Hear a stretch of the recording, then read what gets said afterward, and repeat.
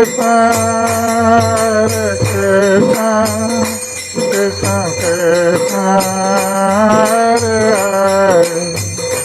हरे राम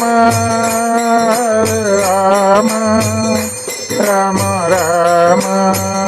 हरे हरे। आज हम श्रीमद्भागवत के चतुर्थ स्कंध द्वादश अध्याय श्लोक नंबर 8 का पाठ कर रहे हैं। इस अध्याय का नाम है ध्रुव महाराज का भगवान के पास जाना।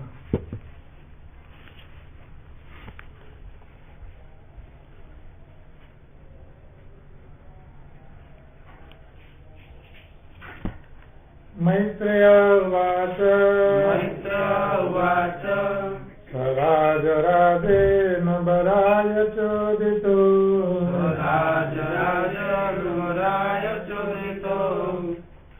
ध्रुवो महाभागवतो महामतिः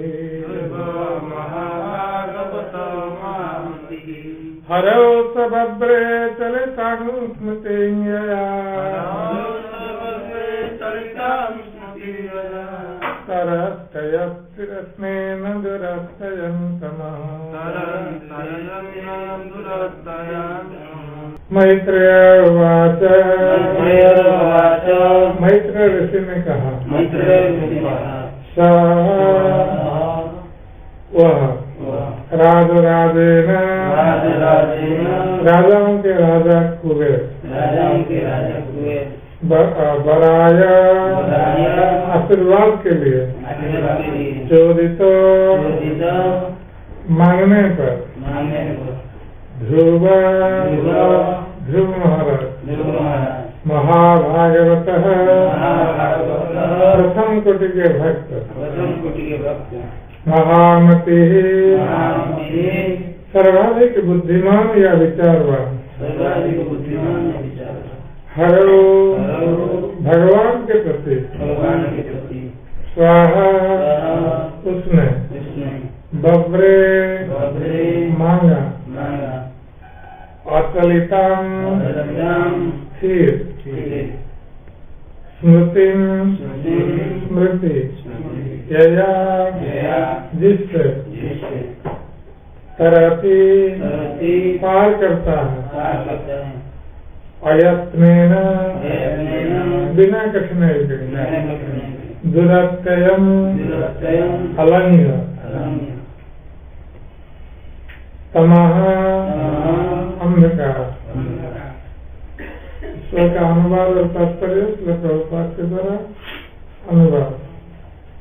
मैत्रेय मुनि ने कहा, हे विदुर, जब यक्षराज कुबेर ने ध्रुव महाराज से वर मांगने के लिए कहा तो उस परम विद्वान शुद्ध भक्त बुद्धिमान तथा विचारवान राजा ध्रुव ने यही याचना की कि श्री भगवान में उनकी अखंड श्रद्धा और स्मृति बनी रहे, क्योंकि इस प्रकार से मनुष्य अज्ञान के सागर को सरलता से पार कर सकता है, यद्यपि वो अन्यों के लिए अत्यंत दुष्कर है। तात्पर्य, वैदिक अनुष्ठानों के पटु अनुयायियों के विचार से वार कई प्रकार के होते हैं, जिनका संबंध धार्मिकता, आर्थिक उन्नति, इंद्रिय तृप्ति तथा मुक्ति से हो सकता है। इन चारों नियमों को चतुर्वर्ग कहते हैं।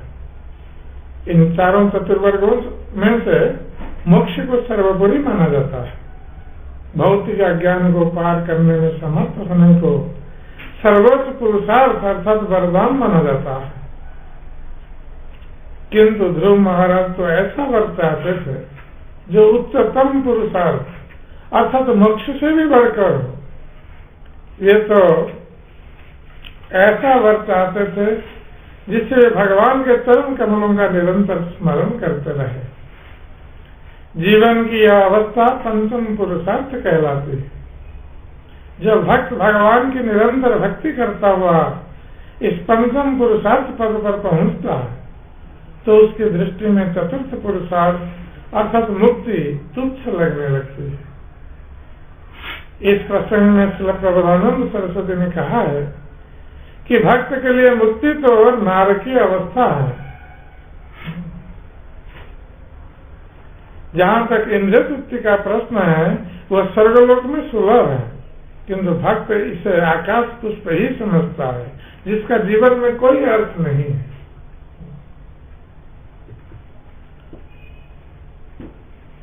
योगी अपनी इंद्रियों को बस में करने का यत्न करता है, किंतु भक्त के लिए इंद्रिय संयम कुछ भी कठिन नहीं है। इंद्रियों की तुलना सर्पों से की गई है, किंतु भक्तों के लिए यह सर्व विषदंत से रहित है। इस प्रकार संसार में जितने भी प्रकार के वर हो सकते हैं उनका विश्लेषण श्रील प्रबोधानंद सरस्वती ने किया है और यह स्पष्ट घोषणा की है कि भक्त के लिए उनका कोई महत्व नहीं है।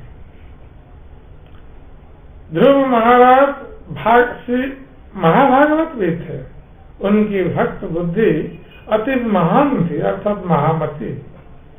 जब तक कोई अत्यंत बुद्धिमान नहीं होता वो भक्ति नहीं कर सकता। अतः स्वाभाविक है कि प्रथम श्रेणी का भक्त प्रथम श्रेणी का बुद्धिमान व्यक्ति होता है और इसलिए वो इस संसार में किसी भी प्रकार के वरदान में रुचि नहीं रखता। ध्रुव महाराज को राजाओं के राजा देवों के धनपति कुबेर ने वरदान देने को कहा। उनका कार्य मनुष्य को प्रभुत्व संपत्ति प्रदान करना था। उन्हें राजाओं का राजा कहा गया है क्योंकि जब तक कुबेर आशीष नहीं देते कोई राजा नहीं बन सकता। राजाओं के राजा ने स्वयं ध्रुव महाराज को प्रभुत्व संपत्ति देने को कहा, किंतु उन्होंने इसे स्वीकार नहीं किया। इसलिए उन्हें महामती अर्थात अत्यंत विचारवान या अत्यधिक बुद्धिमान कहा गया है। श्रीमद् भागवत के श्लोक में मैत्रेय मुनि ध्रुव महाराज की महानता का वर्णन कर रहे हैं कि ध्रुव महाराज कितने महान थे, महान भक्त थे कि कुबेर जी ने उनसे वर मांगने के लिए कहा है। यहाँ कुबेर जी को राज कहा गया है। सराज राजेन बराय चोदित। कुबेर जी राजाओं के राजा हैं क्योंकि वो धनपति हैं, देवताओं के धनपति या धन के देवता हैं, इसलिए राजाओं के राजा हैं क्योंकि राजाओं के पास अधिक धन संपत्ति होता है, संपद होता है। और यदि कुबेर जी की कृपा नहीं होती तो कोई राजा नहीं बन सकता, इतने धन का अधिकारी नहीं बन सकता। इसलिए कुबेर जी को राजाओं का राजा कहा गया है, जो अधिक धनशाली है। और ऐसे धन के राजा किसको वरदान मांगने के लिए कहें उनसे, तो इसका अर्थ क्या हो सकता है कि कोई कितना भी चाहे उनसे धन प्राप्त कर सकता है वरदान के बल पर, क्योंकि संसार में हर व्यक्ति धन की लालसा रखता है, धन चाहता है, क्योंकि संसार में जीवन धारण करने के लिए या तथाकथित सुख सुविधाओं का भोग करने के लिए धन की आवश्यकता है। यहाँ तक कि प्रार्थना स्वयं सुरवर सदयावलोका कि सुर श्रेष्ठ देवतागण भी ये लक्ष्मी देवी की कृपा दृष्टि की कामना करते हैं। केवल मनुष्य मात्र नहीं, मनुष्य तो लक्ष्मी की कृपा की कामना करते ही हैं, यहाँ तक कि देवता लोग भी करते हैं लक्ष्मी देवी की कृपा की कामना, ऐश्वर्य की कामना देवताओं को भी है, क्योंकि वो जानते हैं कि ऐश्वर्य से सुख प्राप्त होगा। तो ऐसे जो कुबेर जी हैं, जो धन के अधिपति हैं, वो किसी पर प्रसन्न होकर वरदान देना चाहते हैं, ये उस व्यक्ति के लिए बहुत बड़े सौभाग्य की बात है क्योंकि अनायास धन प्राप्त हो जाएगा। लोग कठिन परिश्रम करते हैं धन प्राप्त करने के लिए, दिन रात, कभी खाने के लिए समय नहीं है, सोने के लिए समय नहीं है, व्यस्त है। किस लिए? धन कमाने से, धन के लिए व्यस्त है, बहुत परिश्रम करता है। और ऐसा व्यक्ति को कहें कि मुझसे जितना जो मांगना है मांगो, कोई राजा या धनवान व्यक्ति उनसे कहें जो मांगना है मुझसे मांग लो, तो उसके लिए बहुत बड़े सौभाग्य की बात है कि बिना परिश्रम के सिर्फ वरदान से कुछ धन प्राप्त हो जाए। तो ये बहुत बड़े सौभाग्य की बात है साधारण लोगों के लिए। तो इसलिए कुबेर जी जो धन के अधिपति हैं, ये बराय चोदित, उन्होंने प्रेरित किया ध्रुव महाराज को। किस लिए प्रेरित किया? वर मांगने के लिए उनसे। अर्थात कुबेर जी ध्रुव महाराज जितना धन मांगते वो देने के लिए समर्थ दे सकते थे, किंतु उन्होंने प्रेरित किया है ध्रुव महाराज को, कोई साधारण व्यक्ति को प्रेरित नहीं किया है वर मांगने के लिए। और ये ध्रुव महाराज कौन थे? ये कोई साधारण व्यक्ति नहीं थे। इस प्रकार कोई साधारण व्यक्ति धन के लिए लालायित रहता है, परिश्रम करता है। ध्रुव महाराज ऐसे साधारण व्यक्ति नहीं थे जो धन के लिए लालायित हो या कठोर परिश्रम करते हैं। तो इसलिए मैत्रेय मुनि कहते हैं कि ध्रुव महाभागवत, ध्रुव महाराज भगवान के परम भक्त थे, महाभागवत भक्त थे, जिनके लिए भगवान के अतिरिक्त और कुछ जिनके मन में कोई कामना नहीं। जो महाभागवत भक्त सदा सर्वदा कृष्ण की स्मृति में रहता है, कृष्ण का स्मरण करता रहता है। स्थावर जंगम देखे ना देखे तार मूर्ति, सर्वत्र है तार इष्ट देव स्मृति। जो महाभागवत है वो चाहे स्थावर या जंगम, स्थावर ये मतलब जो चल नहीं सकते, जंगम जो चलते हैं, वो किसी को भी देखें, किसी भी प्राणी को, वृक्ष, लता या कोई भी वस्तु को देखें, हर वस्तु में अपने इष्ट को देखते हैं जो महाभागवत भक्त होते हैं। अपने आराध्य को देखते हैं कि किस प्रकार उनके आराध्य का वास सब में है, इसलिए वो किसी में भेद दृष्टि नहीं रखते, सबके प्रति संभाव पोषण करते हैं। ये नहीं सोचते हैं कि ये मेरा मित्र है, ये वो मेरा शत्रु है। शत्रु मित्र का भाव उनमें नहीं रहता। तो ऐसे जो महाभागवत हैं, ऐसे एक महाभागवत थे ध्रुव महाराज। जबकि यहाँ देखा जाता है कि इस युद्ध में, यक्षों के साथ युद्ध में उन्होंने कई यक्षों का वध किया है, किंतु वो अपने राजा के कर्तव्य का निर्वहन कर रहे थे कि उनके भ्राता का अकारण वध हुआ था एक यक्ष के द्वारा, इसलिए उस यक्ष को दंडित करने के लिए ध्रुव महाराज निकले थे। क्योंकि राजा का कर्तव्य होता है कि किसी पर अत्याचार हो तो उस व्यक्ति को दंडित करना, किंतु इस दंडित करने के प्रयास में उनको युद्ध करना पड़ा यक्षों के साथ, और युद्ध में कई यक्षों का वध हो गया था। किंतु जैसे ध्रुव महाराज को ये उपदेश प्राप्त हुआ स्वयं मनु से, तुरंत उन्होंने युद्ध बंद कर दिया और उसी से कुबेर जी प्रसन्न होकर उनको वरदान देने के लिए अब उनके सामने खड़े। तो ऐसे महाभागवत भक्त जो भगवान की कृपा को प्राप्त कर चुके हैं, भगवान का दर्शन हो चुका है ध्रुव महाराज, और जो महामती है अर्थात उनकी बुद्धि महान है, अर्थात सबसे बढ़कर बुद्धिमान है ध्रुव महाराज,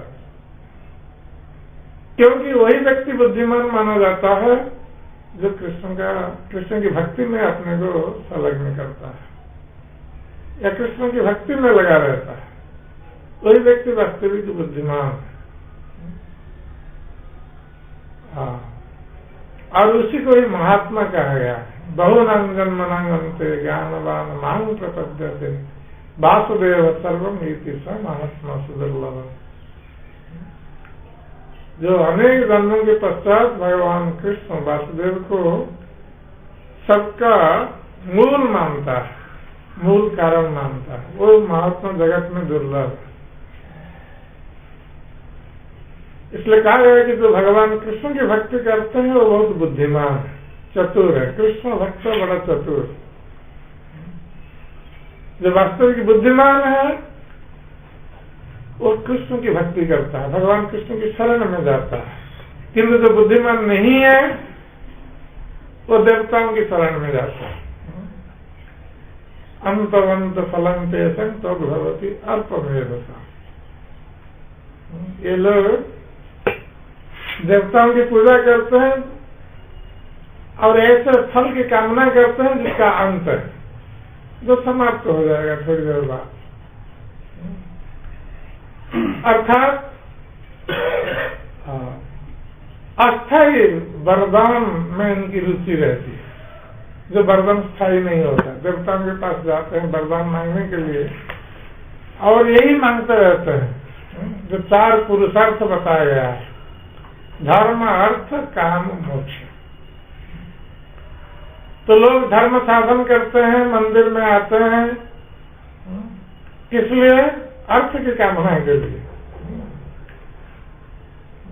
अर्थ प्राप्ति के लिए, धन प्राप्ति के लिए भगवान से मांगते हैं, लक्ष्मी जी की पूजा करते हैं, अर्थ की कामना के लिए। अर्थ का प्राप्ति होने से सारी कामनाओं की पूर्ति हो जाएगी। तो वस्तुतः यद्यपि ये चतुर्वर्ग माना गया है, धर्म अर्थ काम और मोक्ष, किंतु अंत में व्यक्ति को मोक्ष के लिए, मुक्ति के लिए प्रयास करना है। वस्तुतः यही जीवन की सिद्धि है कि व्यक्ति को अंत में कम से कम मुक्ति के लिए प्रयास करना है। किंतु कलयुग में लोग चतुर्वर्ग के प्रति उत्साही नहीं है, आग्रही नहीं है, उनका आग्रह नहीं है चतुर्वर्ग, त्रिवर्ग के प्रति आग्रह अवश्य है। धर्म अर्थ काम, मुक्ति की कामना लोग नहीं करते, इसी में ही लगे रहते। किंतु ये मुक्ति भी जो भौतिक संसार से, भौतिक संसार के दुखों से मुक्ति या मोक्ष जिसको कहते हैं, वो भी भक्तों के लिए अस्वीकार्य है। भक्त लोग मुक्ति को भी स्वीकार नहीं करते। इसलिए श्री प्रबोधानंद सरस्वती पाद ने कहा है, कैवल्यम नरकायते। कैवल्य जो मोक्ष है, भगवान में एकाकार हो जाना, इसको तो नरक के समान मानते हैं श्री प्रबोधानंद सरस्वती। इसलिए मानते हैं कि इस प्रकार निर्विशेष मुक्ति में भगवान की सेवा नहीं है। जो लोग भगवान को निराकार मानते हैं और निर्विशेष ज्योति में लीन हो जाना चाहते हैं, ऐसी मुक्ति को नरक के समान श्री प्रबोधानंद सरस्वती पाद मानते हैं। यद्यपि इस प्रकार की मुक्ति में भौतिक संसार का दुख नष्ट हो जाता है, फिर भी वह भगवान की सेवा नहीं है। अतः भक्तों के लिए ऐसी मुक्ति अस्वीकार्य, नरक के समान। भक्त तो सदा सर्वदा भगवान की सेवा में लगे रहना चाहते हैं और उसी में ही उनको आनंद प्राप्त होता है। इसलिए कहा गया है कि सेवानंद, सेवा से प्राप्त आनंद, उसको सेवानंद कहते हैं। भगवान कृष्ण की सेवा से प्राप्त जो आनंद है, इस प्रकार सेवानंद के सागर की एक बूंद के साथ मुक्ति रूपी आनंद का सागर तुलनीय नहीं। अर्थात जो लोग मुक्ति की कामना करते हैं और मुक्ति से आनंद प्राप्त करना चाहते हैं, तो मुक्ति से प्राप्त आनंद का सागर सेवानंद की एक बूंद के साथ तुलनीय नहीं। इसलिए भक्तों के सामने मुक्ति हाथ जोड़कर खड़ी रहती। भक्त लोग उसको नहीं चाहते हैं, मुक्ति सायुज्य मुक्ति को नहीं चाहते हैं, या किसी प्रकार की मुक्ति को नहीं चाहते हैं। इस प्रकार श्री चैतन्य महाप्रभु ने कहा है कि मम जन्मनि जन्मनि सरे भवता भक्ति रहे। भक्त यहाँ तक कि भौतिक संसार में बार बार जन्म लेने पर भी वो भगवान की भक्ति ही करना चाहता है, यही उसकी कामना है।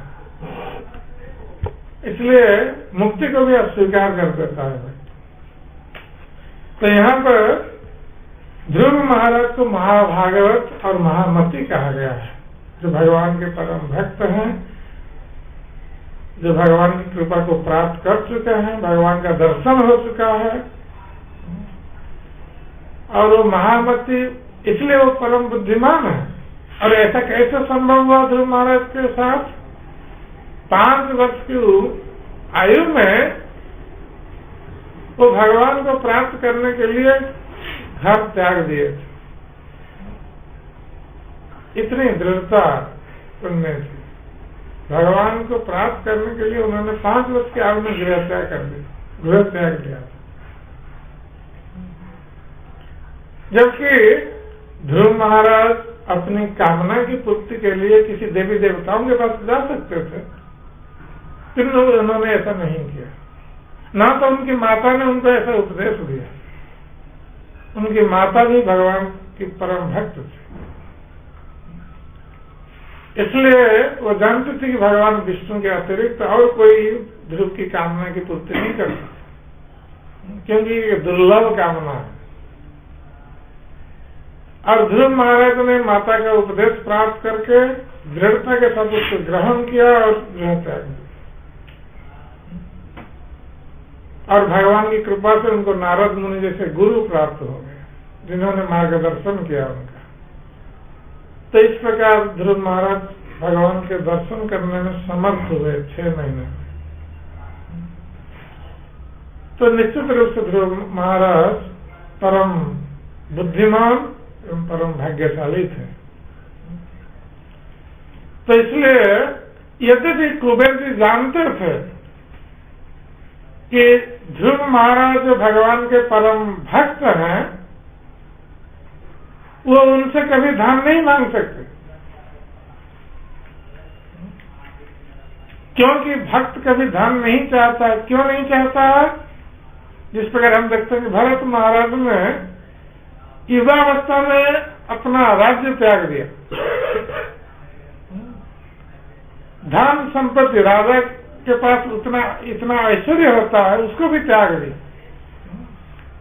जा दुस्तेजन क्षितिसुत स्वनार्थ दारा, राज्य को त्यागना, पुत्र कन्याओं को त्यागना, स्वजनों को त्यागना, पत्नी को त्यागना, ये दुस्तेज्य है, बहुत कठिन है इसको त्यागना। किंतु भरत महाराज ने इसको त्याग दिया। किस लिए त्याग दिया? सेवानुरक्त मनसाम अवो की फल दो। क्योंकि भरत महाराज में भगवान की सेवा करने की लालसा उत्पन्न हो गई, वो अनुरक्त हो गए थे भगवान की सेवा के प्रति, जिसके कारण उनके सामने अभव अर्थात मुक्ति भी तुच्छ प्रतीत होने लगा। तो उसी प्रकार ध्रुव महाराज ये भगवान के परम भक्त थे, इसलिए उनके सामने धन अत्यंत तुच्छ था। धन मांगना कुबेर जी से ये अत्यंत तुच्छ बात थी। और कुबेर जी इसको जानते थे कि ध्रुव कभी मुझसे धन नहीं मांगेंगे, जबकि मैं सब कुछ देने के लिए प्रस्तुत हूं, क्योंकि वो महामती परम बुद्धिमान है। परम बुद्धिमान व्यक्ति जो भगवान का परम भक्त होता है, वो कभी धन के पीछे नहीं भटकता या भगवान से धन की कामना नहीं करता। यदि कोई भक्त भगवान से धन मांगे, भगवान दे सकते हैं उसको, कोई बड़ी बात नहीं है उनके लिए। किंतु ऐसा भक्त बुद्धिमान नहीं माना जाता।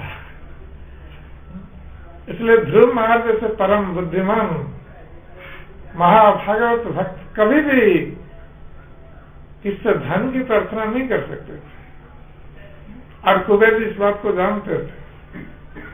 फिर भी वो वर देने के लिए अपनी इच्छा व्यक्त कर रहे हैं, ध्रुव महाराज को प्रेरित कर रहे हैं। तो ध्रुव महाराज ने क्या मांगा कुबेर जी से, जो उनके चरित्र के अनुरूप था। तो उन्होंने मांगा हरौ स बब्रे अचलितं स्मृतिंजया। तो ऐसे भागवत भक्त को जो मांगना चाहिए था, वही ध्रुव महाराज ने मांगा। क्या मांगा? हरौ स बब्रे अचलितं स्मृतिं। तो ध्रुव महाराज ने यही वर मांगा कुबेर जी से कि भगवान हरि जो सबके कष्ट को हरण कर देता है, इसलिए वो हरि है। और जो भगवान भक्त के सब कुछ ले लेते हैं, किंतु उसको भक्ति देते हैं, महासंपत्ति महाधन देते हैं। तो ऐसे जो भगवान हरि हैं, उनके चरणों में अविचलित भक्ति स्मृति। अचलितम अर्थात जो चलित नहीं होता, जो चलायमान नहीं होता है, चल नहीं जाता। जैसे हम भगवान का स्मरण करते हैं, थोड़े समय के लिए भगवान में मन लगा रहता है, तुरंत और कहीं भटक जाता है। तो ये मन बहुत चंचल है, इसलिए मन को चंचल कहा गया है। अभी थोड़े समय के लिए भगवान का चिंतन हुआ, फिर भटक गए और कहीं और किसी का चिंतन होने लगा।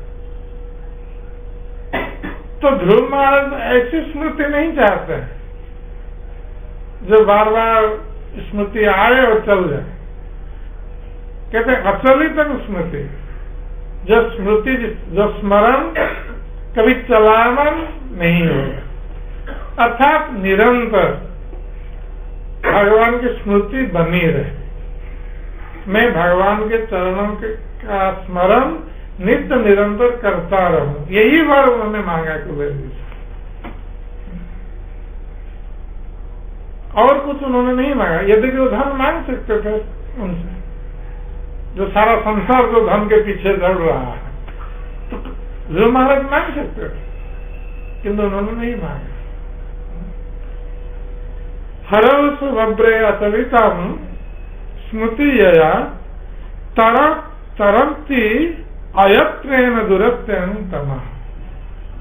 तो कोई प्रश्न पूछ सकता है कि भगवान का नित्य निरंतर स्मरण करने से क्या लाभ मिलेगा? क्योंकि सब लोग लाभ के पीछे दौड़ते हैं, कोई काम करने के पहले सोचते रहते हैं, ये काम करने से इसका क्या लाभ मिलेगा, और इस प्रकार का लाभ व्यक्ति को प्रेरित करता है किसी प्रकार का काम करने के लिए। तो ध्रुव महाराज मांग रहे हैं अविचलित स्मृति भगवान के चरणों में। तो इससे लाभ क्या है कि तरति अयत्नेन दुरत्यं तमः। जो संसार का अज्ञान अंधकार है, तम अर्थात अंधकार, ये अज्ञान का अंधकार है। हर व्यक्ति अज्ञान अंधकार में डूबा हुआ है, जिसके कारण वो अपने को भूल गया है, आत्म स्थिति को भूल गया है। वो कौन है, कहाँ से आया है, उसके जीवन का लक्ष्य क्या है, इसको भूल गया है। आत्म तत्व को भूल गया है अज्ञान अंधकार के कारण, जिसके कारण इस भौतिक संसार में, जो भौतिक संसार जो अज्ञानता से भरा हुआ है, इस भौतिक संसार में वो बार बार कष्ट भोग करता रहता है। इससे मुक्त होने का उसको उपाय नहीं सोचता कि कैसे उद्धार होगा, कैसे मुक्त होगा। और प्रयास करने पर भी इस भौतिक संसार को पार करना अत्यंत कठिन है। इस भौतिक संसार को सागर के साथ तुलना की गई है।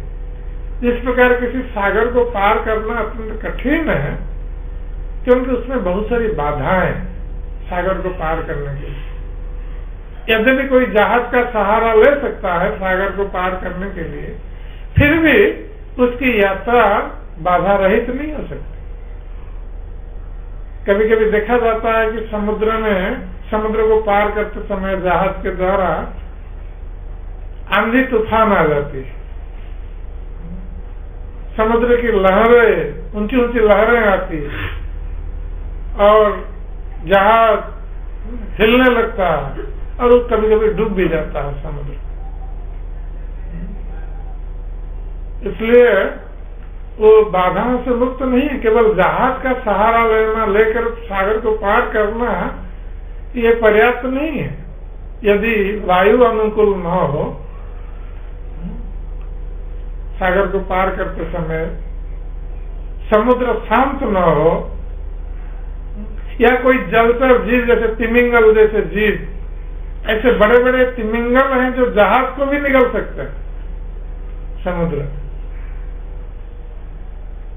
तो ऐसी बाधा उपस्थित न हो तब जाकर कोई सागर को पार कर सकता है। इसलिए उसको दुरत्य कहा गया है, जो पार करना बहुत कठिन है। उसी प्रकार जो संसार सागर है, इसको पार करने के लिए बहुत सारी बाधाएं हैं। और यहाँ तक कि भगवान की जो माया शक्ति जो संसार के सारे जीवों को अपने बस में की हुई है, बांध करके रखा है माया ने 3 गुणों से, सत्व रज और तम, जिसके कारण व्यक्ति संसार सागर को पार करना उसके लिए बहुत कठिन हो जाता है। और भगवान कृष्ण ये भी कहते हैं कि मेरी जो माया शक्ति है उसको अतिक्रम करना अत्यंत कठिन है। नहीं ऐसा गुणमयी मम माया दुरत्या माम एव जो प्रपद्यन्ते माया में तंग तरन्ति। मेरी माया शक्ति को अतिक्रम करना अत्यंत कठिन है, किंतु जब मेरी शरण में आता है तो मेरी माया शक्ति को सरलता पूर्वक पार कर सकता है। तो इसलिए भौतिक संसार के सागर को पार करने के लिए हमें भगवान के चरण कमल रूपी नौका या जहाज का आश्रय ग्रहण करना चाहिए। तो इसलिए जब हम भगवान की स्मृति या भगवान के चरण कमलों का स्मरण करते रहते हैं, उनके चरण कमलों का आश्रय लेते रहते हैं, तो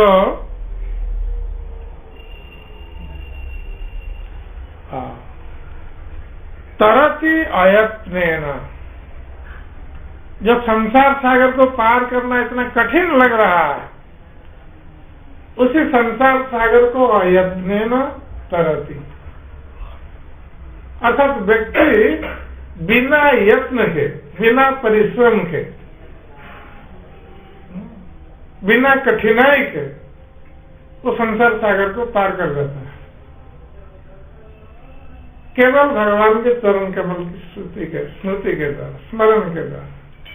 अर्थात नित्य निरंतर जो भगवान का स्मरण करता रहता है, उसके लिए संसार सागर का जल, जो अत्यंत विशाल जल राशि है, सागर की जल राशि अत्यंत विशाल है उसको सरलता से पार कर जाता है। अर्थात सागर की जलराशि वत्स पद के जल के समान हो जाता है।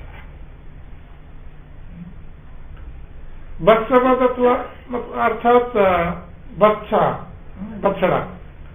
बछड़े के खुरे से जो गड्ढा होता है छोटा सा, उसमें कितना जल आएगा? थोड़ा सा जल। उसको पार करना अत्यंत सहज सरल।